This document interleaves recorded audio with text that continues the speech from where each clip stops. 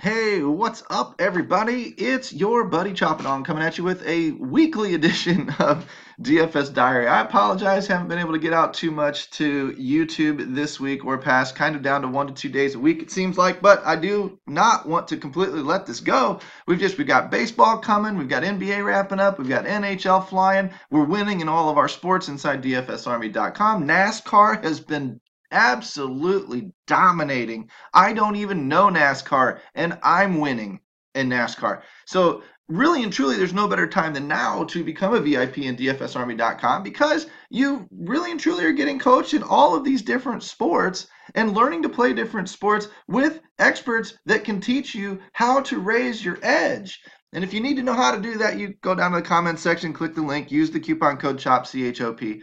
Trigger that 20% off discount, hit the like and subscribe button while you're down there. Keep these videos rolling. If they get more likes and get more subscribes, man, I'm telling you, I will do more. I kind of go where the action is.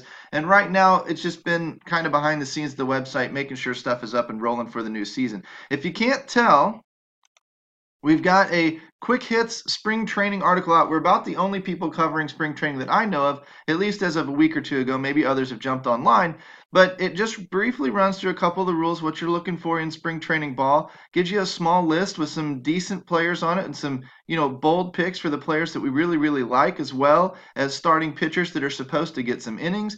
And then, stacks to, of course, stacking in baseball is key. This is just ideally a quick list of players to put. There's not a lot of strategy to discuss because obviously spring training is rather random because people are trying out and people are trying to make the club and there isn't a lot of history on some of these guys and whatnot anyway. But the guys that have been following this list day in and day out have been smashing. I'm going to get to NBA and NHL in a little bit, but I just wanted to at least show you this up front really, really quick because this is a VIP article. It hit so well that we decided to lock it up, make it VIP only.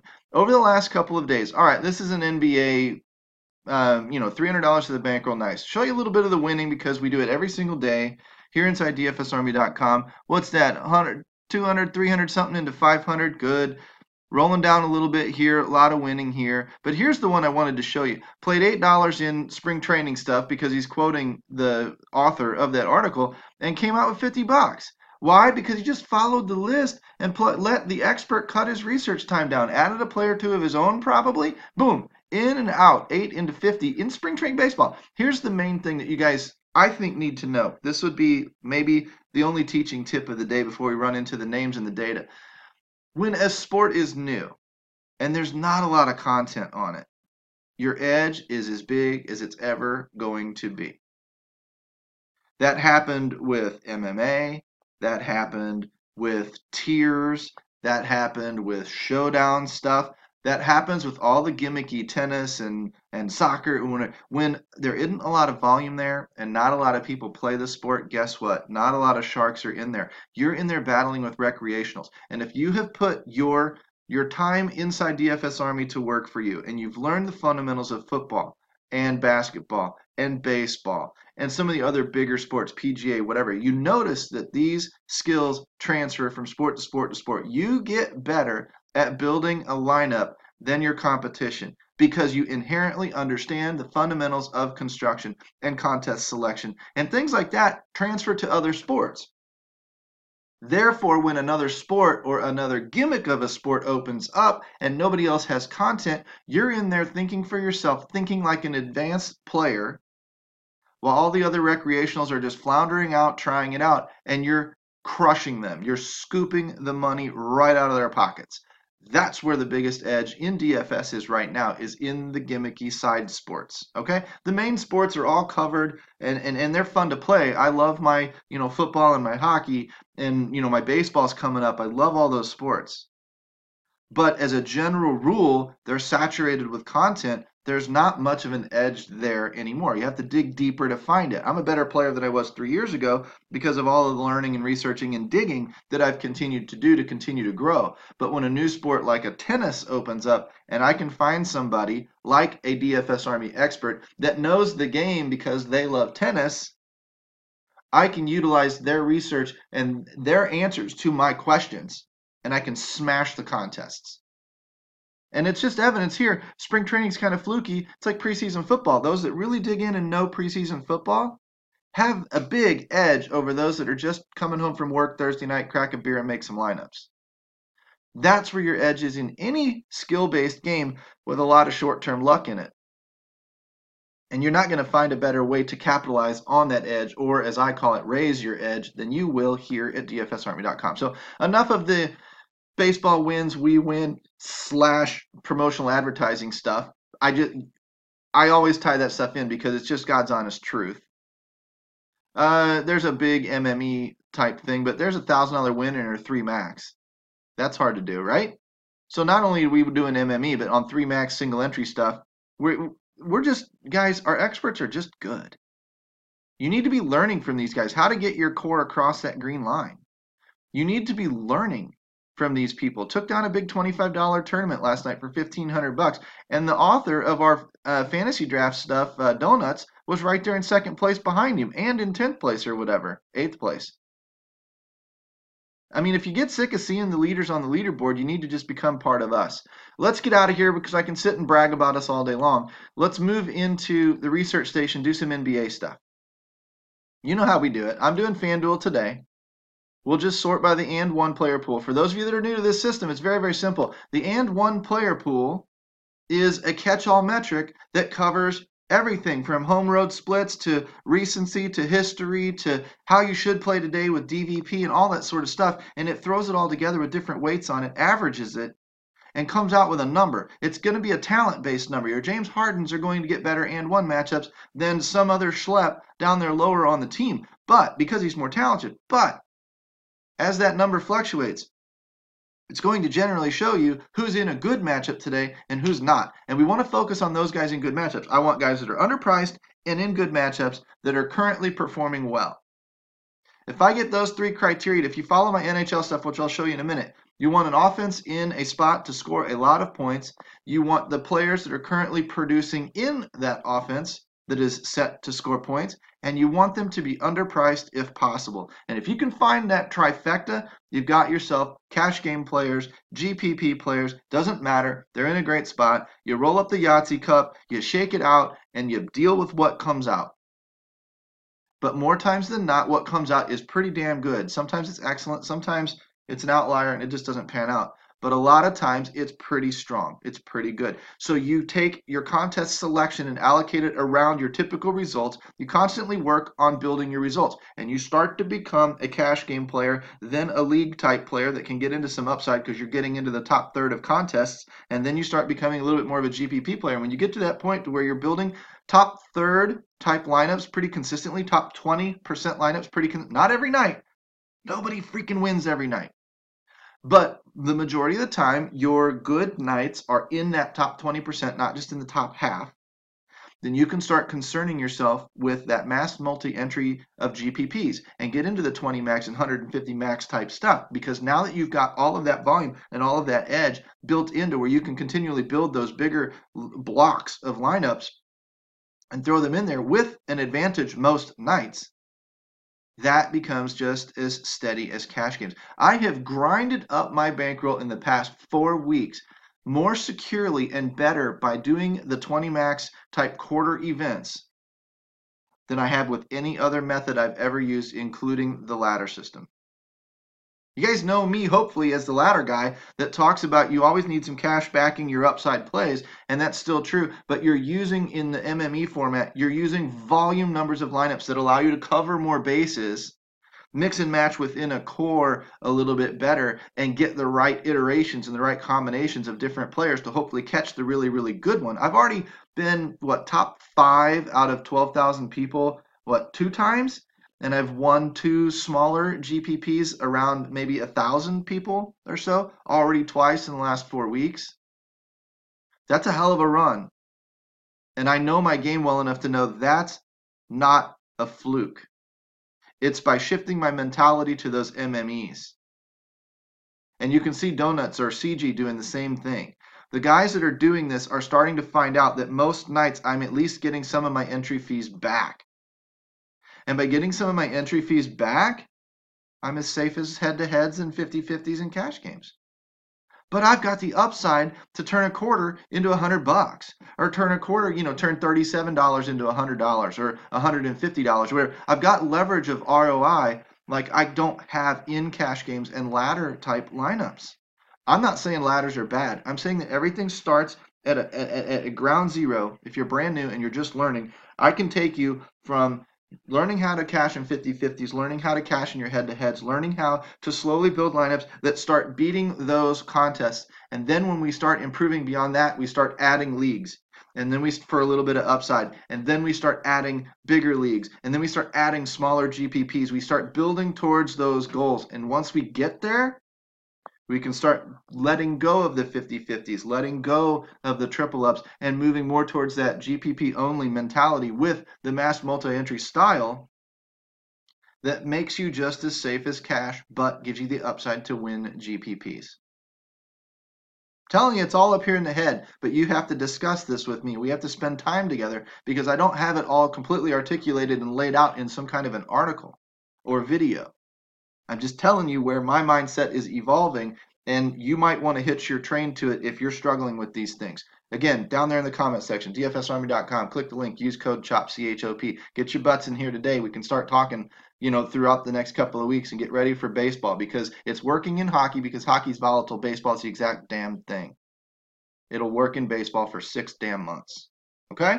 And I can hopefully start getting you in that direction. I've received several compliments lately. Hey, you've turned my game around. I'm winning a little bit more than I was before, but I can definitely see the improvement, and it's only a matter of time. That's all I can guarantee you. That's all I ever will guarantee you. But I'm telling you right now, those types of comments make my day because it tells me that what we're doing works. And one. Once we get to the and one, sorry about the sidebar. Once we get to the and one system here, we're looking for about double digits or above. So on Fanduel, it looks like we've got a big slate. We've got a lot of good matchups. Let's start with the point guards. And let's take, say, top 5 or 6 guys. Lillard, Walker, Simmons is questionable. You're going to have to watch him. Chris Paul, Darren Fox, Reggie Jackson, maybe Chris Dunn. Maybe Bryn Forbes because if he's he's not in a real solid matchup, but he might be a drop score candidate for you. Run over here to the value side. You start looking, well, looky there, Chris Dunn. Is that Chris Dunn or is it Reggie Jackson? It's Reggie Jackson. If he comes off of the queue, gets upgraded to probable or something like that, he's probably going to be a pretty good play. Got a double-digit matchup, and he's got 5.2x value. I might come down here. I don't know if I'd look at Patty Mills other than drop score stuff. Ish Smith other than maybe drop score stuff. There's not a lot of value up here. Late season NBA is a bitch, guys. Prices go up way faster than they ever come down. And once these guys go on their little hot streaks and their salaries get overpriced, the rest of the year they hover just underneath value. It's the way the sites like it. It randomizes things. It ruins your edge. As the season goes on, you need to cut your play. Sorry, you just do. Don't play night in and night out with NBA. Start cutting your playback right now. As value gets harder and harder to find, stop being the fish. Stop being stupid. Understand what's happening. Early in the season, pricing is very, very soft. As the season goes on, pricing gets tougher and tougher and tougher and tougher and tougher. At the end of the season, prices are never coming down. They're already up, reflective of all of the runs that a guy went on 2 months ago, and his prices still haven't settled back down. And you can't roster anybody that's underpriced unless you play that injury guy that suddenly gets a start that hasn't been there all year. And then ownership on him is so damn high that it just doesn't matter anymore. It's really a matter of who gets lucky with these 4.5x guys and which guy blows up. There's no edge in that for you. That's gambling. And gambling leads to losses, and it leads to tilt, and it leads to bad mentality. Get the hell out of that shit. Get into a different sport. Sit back and wait for baseball. That's probably the biggest money-saving tip I can give you. Late in the season, don't play. After All-Star break of MLB, I literally start cutting my play. All the fish are gone and dried up. Everybody that was new to the game has either learned the basics or they've left. The only thing that's left is tougher and tougher players on tougher and tougher pricing. Fuck that. I start waiting for football. I'm giving away my secrets here. I can't believe I just did that. But that's the answer. That's how you stay viable in this game. If you're still pumping in tons of volume right now in basketball and you're wondering why you're losing, get the hell out of there. Stop. Don't chase losses with more losses. The game is set up against you. Scroll over to who's hot or who's not with a little bit of a look on the crappy value. And we see that at least Lillard is hot right now. At least Darren Fox is hot right now. Maybe a little Chris Dunn, little Elfrid Payton. So if you want to pick among those guys and make them more or less GPP type plays, go for it. None of them are set to bring a ton of value tonight. Scroll over to shooting guard. Let's see how that works. James Harden still 12-5. With Chris Paul back, he probably hasn't even been. Let's go. Well, it's not recent, but I would say let's look at the consistency type numbers. 41% 5x. Sorry. Not the auto lock that he was before in the year. Why? Because his price has not come down according to his production. I don't even need to look at his game logs to tell you that. Matchups come down to a little deeper position than point guards was, down to Jimmy Butler. So Harden, Beal, McCollum, Williams, DeRozan, Levine, Booker, Lamb, Gordon, whatever. No real drop score candidates in here with great matchups. Scroll over here to value. Look, shitty value again. Shitty value again. You're forced to go. Jeremy Lamb's got the best value on the slate tonight. And DeMar DeRozan's right up there with him. DeMar DeRozan's been okay this year. It's not DeMar. It's Lou Williams. Lou Williams is a little streakier than DeMar. DeMar's priced up so much he's only giving you 4.2x, man. I'm sorry. I wouldn't be playing a lot of basketball right now. I hate to even say that on these videos for those of you that love basketball, but I just wouldn't. You're beating your head against the glass like that stupid fly that can't get out of the kitchen window. Who's hot and who's not? I mean, these are your GPP type of picks. So McCollum, Lou Williams. Lou Williams at least is supposed to bring better value of anyone on the slate, decent matchup, whatever. Probably a pretty important play tonight, but damned if I know how he's going to perform because Lou's pretty streaky.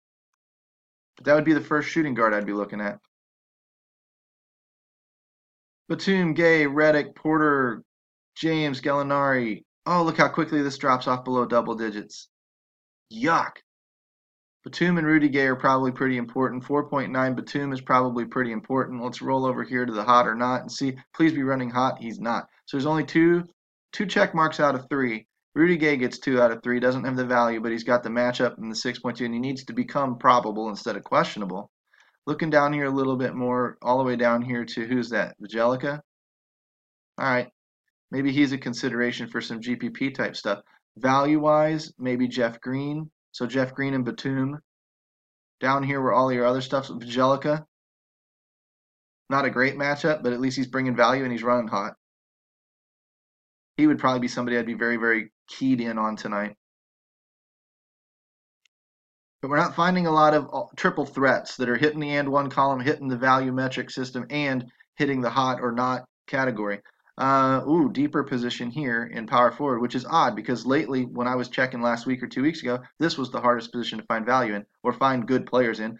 LMA, Harris, Marvin Williams, Davis, Portis, Markkanen, Griffin, Aminu, possible drop score, especially with the 5.0 value, the cheaper price tag. Randall, probably not for Reed, but these 3 guys are outside questionable. If I come down here, 4.9, 5.0, these are the guys I'd be looking at. 5.2. So who's that? Marvin Williams, Bobby Portis, Aminu, and Randall. Kaminsky? Really? I haven't heard his name all year. Vonleh? Haven't heard him much. Scroll over here to who's hot. LMA. Amal. I've almost called him Amalmage or something like that. Not really running all that hot down in here in these numbers, so not much to look at there.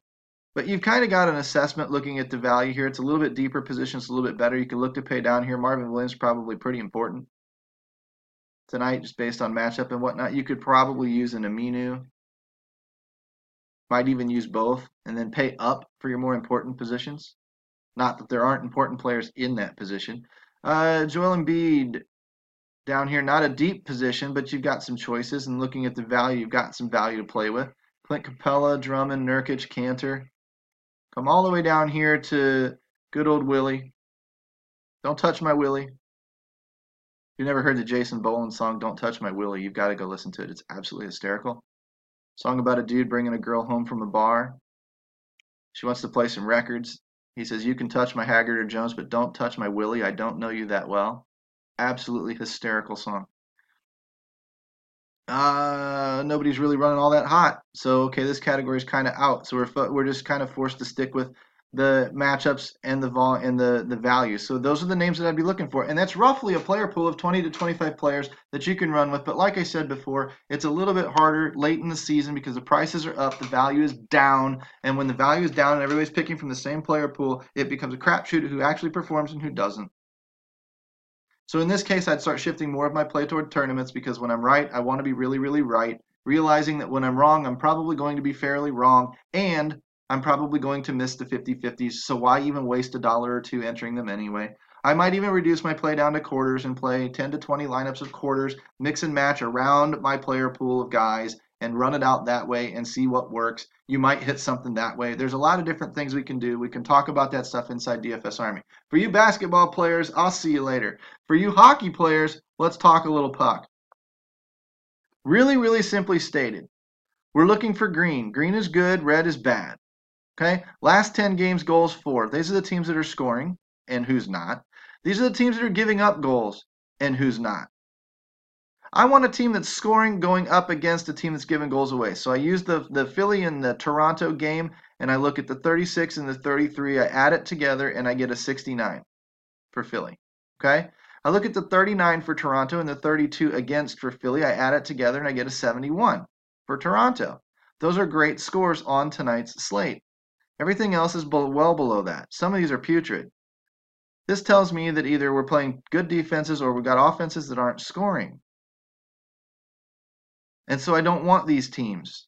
Okay, PPMU is proprietary. That's VIP only. You want that, you come inside, you ask me. I'll tell you exactly how I calculate it, exactly what it is. But it generally is going to tell you that lower is better. So really, and PP stands for power play. I mean, I can give that much away. But I won't tell you how I create the number. And I'll tell you that Colorado's in a pretty good spot to be playing their power play tonight. There you have it. New Jersey's given up tons of goals. Vancouver's just not scoring. So can they take advantage of that? I don't know. They don't have a very good matchup score. I'm focused on these three teams, and the rest of this slate is shit. I don't like this slate. I'm not playing it tonight. I'll write it up. I'll tell you who to play. I'll tell you what teams, what players are in these. But I want you to understand something as hockey guys. I want you to understand something. If these games come out flat, which they can, you're reliant on how you do in this crapshoot quagmire down here of trash to determine your night. This is all random shit. All of this is just a complete crapshoot toss-up Powerball lotto. All these teams suck. Nobody's got a good matchup. Nobody's rolling particularly well. Yeah, you could say that Calgary and Vancouver have the bet, but really, do they? They sucked lately. Calgary's not scoring 3 per game, and Vancouver's barely scoring 2 per game. They suck. Crapshoots. If these games go okay, your best bet's the game stack Philly and Toronto. Maybe mix in a little Carolina here and there. That's your best bet. That's going to be your chalk play. But if these teams don't pan out well, you're dependent on this. Somebody's going to hit it. Somebody in a GPP somewhere is going to be like, well, I'm from Anaheim, so I'm going to stack up the Ducks. And if it works out tonight, they're going to look like a genius. And I'm telling you, they're not a genius. They threw a dart and they got freaking lucky. The skill is up here. The random luck is down here. But the luck has a better chance of winning tonight than the skill because it's only one game that could fall flat and the whole slate breaks wide open to randomness. And when there's a bunch of random, there's no edge. And when there's no edge, it's not skill anymore, it's gambling. I don't play that way. And I don't teach people to play that way. I want an edge. I want a clear pathway to the top. Most people 2 nights ago were like, oh, Chicago and Toronto or whoever the hell it was should, have a good game. But then most of them got cute and stacked other crap. I stacked that game every which way but Sunday and ended up profiting turned, I don't know what it was, $5 into $25 or some crap, something really small because I don't play heavily late in the seasons at all. And it just ended up working out just fine. Why? Because what was supposed to happen happened. I'm telling you, this is what is supposed to happen. But if this is what happens and somebody has it, it was random and they got lucky and you didn't, and life sucks. So we chalk it up and we move on. I'll be back probably tomorrow with stuff for the VIPs in terms of hockey. Don't know that I'll do a lot of basketball. Looking at what this pricing has become, basketball's turned into trash. I don't know that I would be focused on it. I'm getting ready to gear up for baseball. and then spending a ton of time in hockey. But we've got NASCAR, we've got PGA showdowns and stuff that are smashing. My PGA lineups got off to a great start yesterday. Did I do any PGA research? Very, very little. I went to the research station. I verified that if you guys had good course history and had some, had some recent form. I liked some guys in the optimizer, and then I relied on our DFS Army projections from Taco and the Chalk Donkey article from DFS Up North to point out some key plays that I also liked and loved inside the optimizer. Mixed up a player pool, ran out about 30 lineups, and every single one of them, I'd say the top 2/3 of them right now are in great position. Now, today's only Friday. This thing can get flipped, turned upside down, and these guys could all miss the cut if they go shoot an 80 today. It doesn't matter. Golf is so crazy with the ups and downs and the day-to-day swings. You just don't know what's going to freaking happen in golf. But as of right now, I'm set up really well. The projections did really well. Hopefully I've got a decent weekend because honestly, that's all I care about. I don't study golf. I don't study NASCAR. I win in those sports. I study NHL. I help people win in those sports. I study MLB. I help people win there. I study NFL. I help people win there. But I'm not the expert in NFL. We got 3 other guys that are way better than me. I pick their brains all the time. Then I pass my information through the people that rely on me as a coach. It's one big team effort, one big community inside DFSArmy.com. I recommend you give us a try. No better time than now with all the sports that are rolling and everything getting cranked up. I'm as transparent as they come. I will tell you when I don't like a slate. I will tell you when you're being a donkey and a fish. I will help you get better. I will help you increase or raise your edge. And I do it every day. Come and see me inside DFSArmy.com. Use coupon code CHOP, C-H-O-P. Like, subscribe, ring the notification bell so you get these videos when they drop, being that they're more sporadic now. And hopefully I'll see you guys on the inside. Take care.